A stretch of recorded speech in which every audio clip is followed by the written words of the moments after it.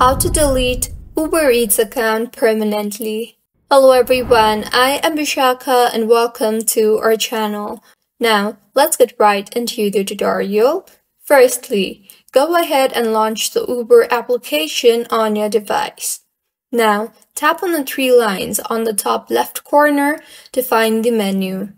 Once you are in the menu, head to the Settings option.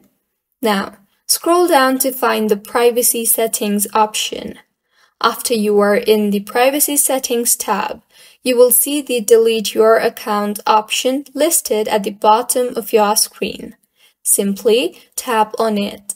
You will now be asked to verify the password for your account. Make sure to enter the valid credential to proceed. Finally, you will be asked to share the reason why you thought of deleting the Uber account. Fill it in if you want them to know and improve. And with this, the account has been permanently deactivated but not deleted. As per Uber's policies, it deletes your account only after 30 days of your request. So, even if you send the request accidentally, you can also recover your Uber account. So, this is how you can delete Uber Eats account permanently. If you find this tutorial helpful, please like the video and do comment if you have any queries. See you on the next one.